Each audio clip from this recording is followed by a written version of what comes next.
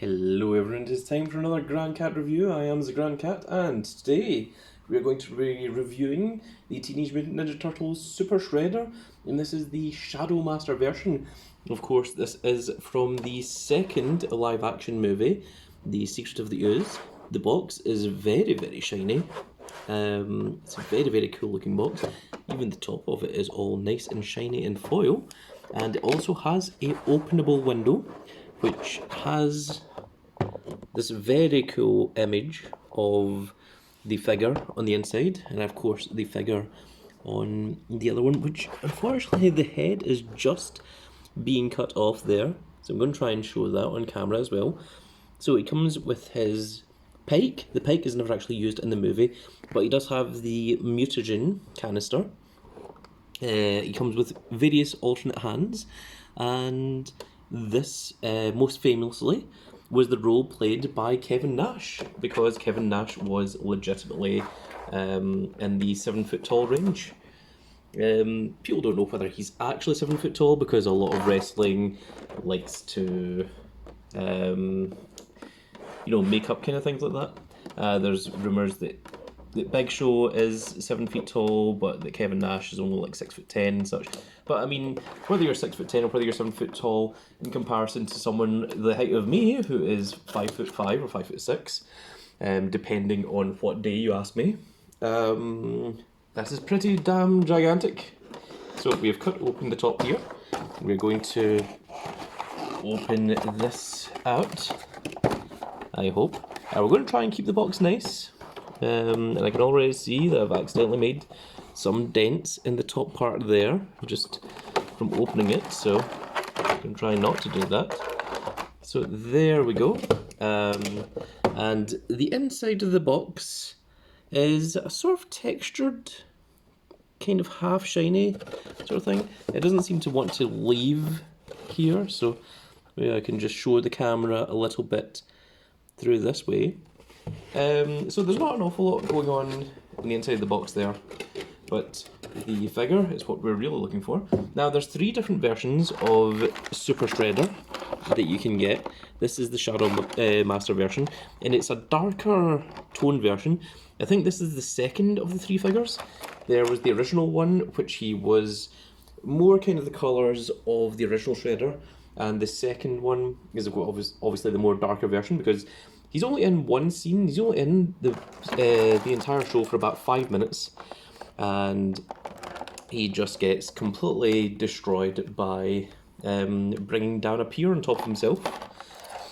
But the third version is a sort of newer version.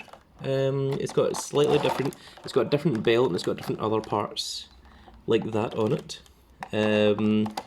But I like the idea of the darker version, because that's the closest to the way that he was shown in the movie. He's got one last tassel here, which is just across the neck, so I'm just going to take care of that and try not to damage Big Super Shredder, and try not to upset the camera either. And there we go. And there we have Shredder in all of his glory. So his cape is a little bit different from the movie Shredder cape, but that is exactly what it looks like. It's plain black, almost a kind of leathery feel to it. Very strange. So I'm just going to stand Shredder there for just a moment. We'll get rid of these tassels. So it comes with one of these little silicone gels, probably just to keep the cape all nice and happy. What else do we have? In terms of accessories, it's got a whole bunch of different hands here. This pike is never actually used in the movie. I don't know why Super Shredder comes with it, because Kevin Nash just uses his hands and destroys the pier with his own hands, bare-handed. There is no pike used, so I've never really understood why this comes with Super Shredder. Just going to cut a little bit There we go. So there is the pike. So it's a pretty cool looking pike. I think it's a pike at least. Someone in the comments can let me know if it is indeed a pike or if it is, if that weapon has a different name. Let's look at the mutagen, which they really love the tassels on these things. Like, my goodness. For anyone that is new to the series, whenever we have a box, I do like to try and show off the entire unboxing. I don't just jump cut to here's everything out of the box, which is why you're seeing all this extra bit there. Some people like it, some people like the full experience, other people just want to get to the good stuff. If you want to just get to the good stuff, you can just fast forward to that point. I won't be offended. But if you want to watch the entire miserable suffering of trying to get, for example, the mutagen out of its little thingy here, there we go, then you're welcome to join me for that as well. So there we go, I managed to get that off. And the last thing we're going to do is look at the hands as well. It comes with the various different hands.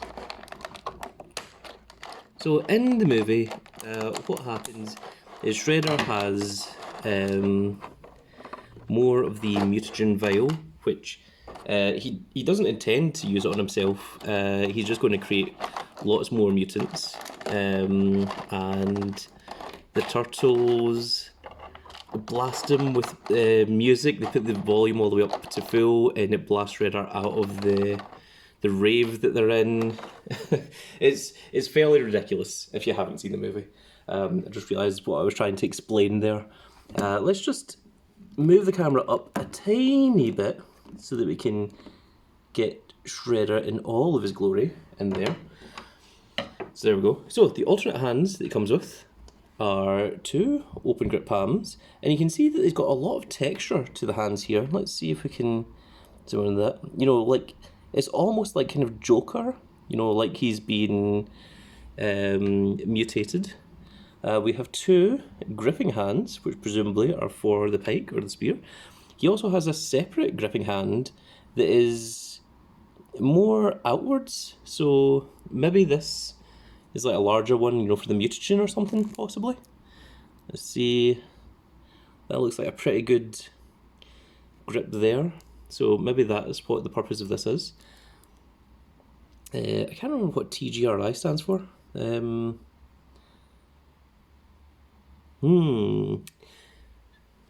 Not sure. It's been quite some time since I've watched the movie, so you will have to forgive me. But this is the only movie figure that I have bought and that I will be reviewing. The rest of them are all... I mean, this is also Neca, but the rest of them are all either Neca cartoon or Neca computer game characters. But there are no other versions of Super Shredder outside of the movie version, because he very rarely shows up in anything. He was the end boss in the SNES version of Turtles in Time, but in the arcade version it wasn't Super Shredder, it was just normal Shredder, so that was also a bit interesting. So let's look at his articulation. So we see that he has the chest piece here that moves, a little bit of movement there. There is movement on the waist, although not much. The shoulders are incredibly stiff. They have definitely put the muscle definition in here. So he's on a weird kind of axis here. It's trying to position it correctly. Maybe something like that. Even at that, it still looks like it's leaning to the side. So I don't know if I'm going to be able to fix that. And the chest is also kind of off to the side a little bit, which is a bit annoying. Let's look at the elbows. So the elbows just move here. Take quite a bit of strength to move them. Of course, the movie version doesn't have the spikes on the hand. He never did, not as Super Shredder, not as regular Shredder. The wrists rotate as well as the hands, so that's quite cool. Very, very stiff figure, which is not such a bad thing. I think it's only one rotation on the elbow, but they're very, very well hidden, so that is quite cool to see, that they've managed to hide it. So, using a bit of strength there. Okay, so the shoulder does go all the way out, as you can kind of see there. So you can get a fairly good look to it. So I'm going to try and extend the shoulders out a bit, make him very kind of, you know, Kevin Nash showing off kind of thing. The head is on a singular ball joint, gives it a lot of movement. You can look up, you can look down, and you can fully rotate to the sides. The shoulders have no movement whatsoever. This is all soft plastic, so they are bendable, so these aren't going to be hard plastics. They're not going to break if it falls off your shelf, which of course is a legitimate concern for a lot of people, including myself, because you never want a figure to fall off your shelf, and if you do, then you would prefer that it stay in one shape. Okay, so let's look at the legs. The legs are on the patented ball joint, so you can get a pretty good high kick on there. There is rotation swivel. The legs, this is all fully sculpted as well. These big muscles, you know, they've overemphasized the muscles, of course. He has a double knee joint, which moves fairly easily, actually. Does he have shin movement is the next question I'm going to ask. Oh wait, actually this rotates at the knee, so that's interesting, rather than rotating at the shin. Does he have ankle movement? He does. The ankle is on one of these little sockets here. There's no toe pivot. Let's just try the other leg. Should be exactly the same. Yep, there we are. Leg goes all the way back, nice and steadily. The ankle is a little bit stiff, but yep, a fully nice, good movement. So we want to extend the legs just a little bit. Let's try taking off this hand. Oh my goodness, we are not in focus. We'll try taking off this hand and put in the mutagen instead. Like so. And maybe have him holding up the mutagen. I mean, he didn't have the mutagen at all, but in the movie, like the first time that you see him, he's just already destroying the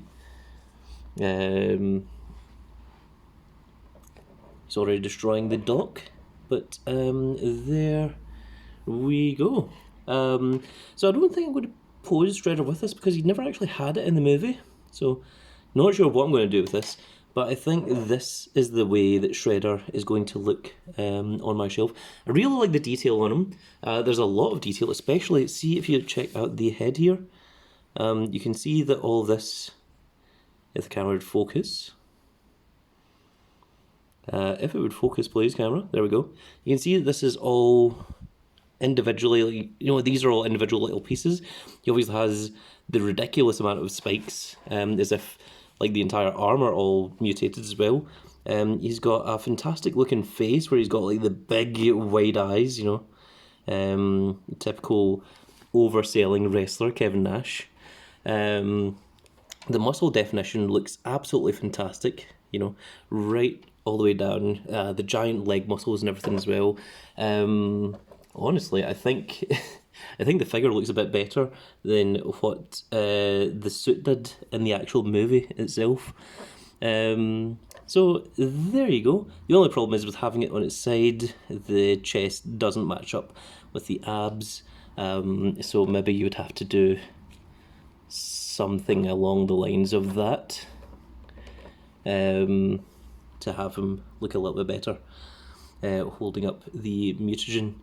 And that is going to be it for this video, folks. I really hope that you all enjoyed. And if you did enjoy, please give us a like, share and subscribe. And if you are subscribed, make sure you click that notification icon so you can see when more of these videos go up. And we will see you all in the next video. Goodbye, everybody.